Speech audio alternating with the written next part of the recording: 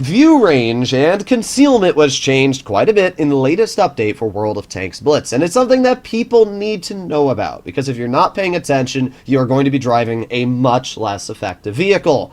In the latest update of the game, camo, net, and improved optics were nerfed and buffed for tank destroyers. So improved optics was nerfed. We can see it's a 4% buff for TDs, while it is an 11% buff for light tanks. So if you're running a light or a medium, you should always be running improved optics, because it's going to be giving you a massive buff to view range that you will necessarily need in every single situation.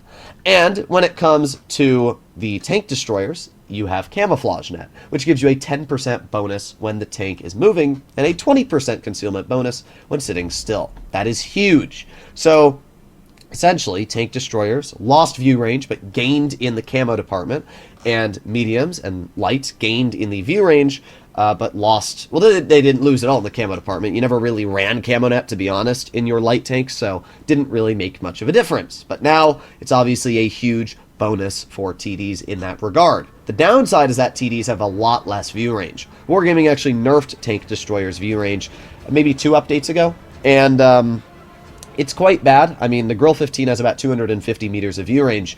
A Batchat has 340 meters of view range. A Sheridan has 330 meters of view range. So in a tank like a Grille, you have literally 60, sometimes 70 less meters of view range than your medium or light tank counterparts, which is quite huge when you think about it. The advantage is that you have much better concealment. So if you're sitting in cover, you can ideally get some nice bleeds out without getting detected, which is quite nice, I guess. We're going to aim it on the 268 version 4 all the way in the back of the map. We've got our Reticle Cali on, and that's what Reticle Cali allows you to do. Get some absolutely nasty bleeds into your enemy opponents. So we have the 268 version 4, and he is still showing us his tank. So we're going to aim in another shell. There you go. 560 damage shell. We are probably spotted from that Batchat, though. Let's see.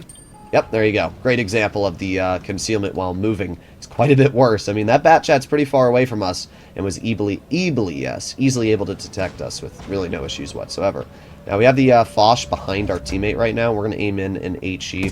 We're not able to high explosive him, actually, just because he was able to turn before we could get it out. By the way, that Foch detected us. Again, the concealment on this tank is, it's not as good as it once was. That's what I'll say. Like, even though it's decent, it's definitely not anything crazy at the current situation, but at least the Grille still has a pretty nasty gun. We are getting out some very hefty bleeds right now. We are at 2,200 damage dealt, and we're going to see if we can get any more bleeds. We have the 114. There you go. 527. I don't really know what the enemy team's doing, to be completely real. They're just kind of driving out and killing themselves, but whatever suits them, right? Let's see. We got that E5, and let's activate our Reticle Cali. Nice shot into his tank. What I find crazy is that even though we're dealing all of this damage, our team is still somehow not winning the engagement, which is pretty awful if you ask me. I'm going to try and push up on the STB. Oh boy, but our Leopard isn't supporting us, which is pretty poor. Okay, well, it looks like the STB fell back. We're going to move up on it at this point. I mean, we lose. Doesn't really matter how good your tank is when this is your team, right? Let's see.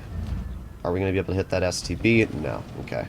Well, the 30B is dead. Everybody's dead, and we're spotted because of the STB. You can see how bad the concealment on a tank like this is now.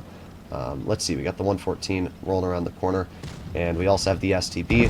However, I'm going to clear the 114 to begin with, and now we lose. Well, oh well. I mean, we did the best we could. I needed help from my Leopard. My Leopard needed to support me instead of killing himself, and he did the latter, so oh well.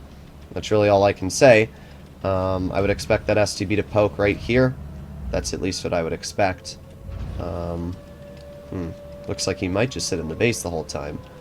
Alright, well, if that's the case, I'm going to try and... Oh, never mind. That's the STB over here. Well, we get a nice pen into the STB for 622. And now we're going to pull forwards. And the STB does hit us, but it's not that big of a deal. I'm going to aim it on the 268 version 4, who is most likely going to roll around this corner in front of us. Let's see. Come on, V4, do it. There you go. 460 damage and clear into his tank. Now we're going to go this way, and we're going to turn around like so, so that if the STB tries to roll behind us, he obviously can't. Let's see. Oh, we got the STB right above us, actually. Okay. Well, let's see.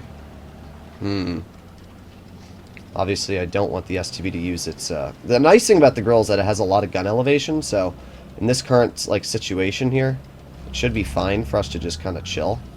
I'm just going to wait, and let's see. Just keep backing up, keep backing up. There you go, STB fell off, which is obviously huge for us. We get a nice 770 damage shell into his track wheel. And just like that, we have turned what was looking to be quite a big defeat into quite a big victory. And bye-bye. There you go. That is what I call a pretty good clutch, ladies and gentlemen. So you'll notice that, well, I was constantly spotted that game by mediums. No matter what I was doing, the mediums were out spotting me. When the STB was leaving, making his way towards the base and around behind me, I got outspotted.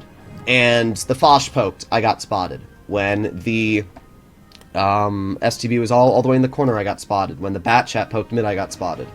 I honestly think that lightly armored TDs are in probably the worst state they've ever been right now. And that's pretty bad. I mean, the good thing is that at least you probably won't get away, or you won't see people getting away with, like, YOLOing frontline grills and things like that. But at the same time, the problem is that now you're not going to be able to get away with also camping. Like, I personally feel like I shouldn't be getting spotted when I'm at that back spot in my grill. Like, I feel like I should be fine, and now that view range is so low on these TDs, I don't know, it's a little sussler, I'm not going to lie. You know, because you're not usually sitting still. And when you shoot, you lose the benefits of camo net usually because you're going to back in the cover anyway. So, I don't know. I don't think it's a great change, but I understand why it was done. It's just a weird one. Light tanks gained more view range. I think mediums lost like 3% view range, so at least there's that. But, I don't know. I feel like I've been getting detected a lot sooner lately, so we'll see. Full speed ahead. We are going to make our way right into this bush in front of us here. It's a pretty good position to obviously get some good early game shots possibly out. Let's see. Anybody here? Well, I'm going to have to turn my tank sideways like this so that we have gun depression for anything that may cross. A lot of people don't realize this, but the Grille actually does have 8 degrees of gun depression if you turn it to the side, but you have to over-angle the sides, which is obviously a little bit awkward. Now our IS-7, not really sure what he's doing, to be honest. Yeah, ask for help, bro, as you're YOLOing into the entire enemy team. What a great play. Alright, well, I see the Foch, and I'm really hoping that maybe I can...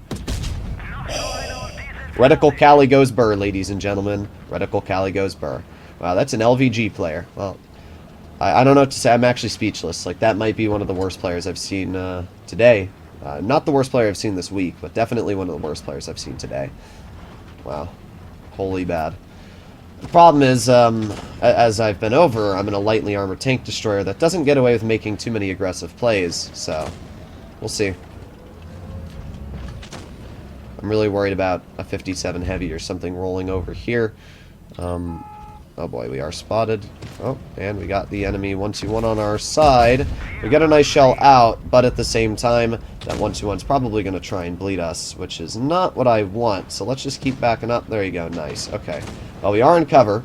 We have the Foch rolling around, and, Gonna be honest, I don't like this. Not one bit. The good news is that the Foch killed himself, and we have at least some support, so we're not, like, completely screwed yet. But we're also not doing great here. We're just going to chill right here for now. And let's see, if that 4202 backs up at all, we'll be able to bleed him out. So that's what we're going to do, is we're just going to wait right here. Come on, 4202, back up. You know you want to. He was very close to there. Come on. I'm just going to wait, because the 4202 is definitely the big threat for me, as of now at least. But we might be able to hit the M60. Oh. There you go. I knew he was going to poke it at some point, and we were indeed able to bleed out the 4202 down to 29 hit points. Okay, well that's pretty good, obviously. With that tank being so low, there's not much you can really do to counter us at this point.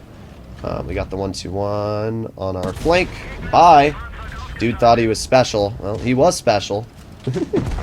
There you go. He's dead. And, yeah, we brought back what was a pretty bad situation, if you ask me.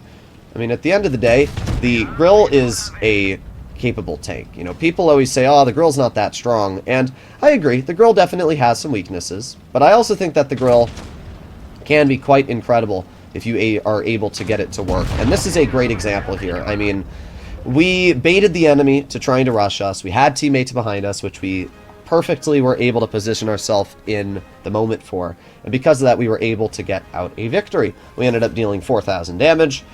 We didn't really need camo net at all. I find it funny how this video is talking about camo net, and we ended up frontlining in the Grille. But it worked out pretty well. I mean, the enemy tried tunneling me, and it did not work out for them. The fact that this is a 63% player, kind of a joke, not gonna lie. I don't know what else to say, bro. How? I always say this on my channel, but, you know, people always think, oh, why does Strudels always pick on, like, low-skilled players that aren't very good at the game? And I don't. I picked on any person that makes a bad move. If you're a 63%er, and you decide that you're going to YOLO into the enemy and kill yourself, dealing 500 damage, you're going to get called out. That was an awful play, bro, and you should be ashamed for that. That's all I'm going to say.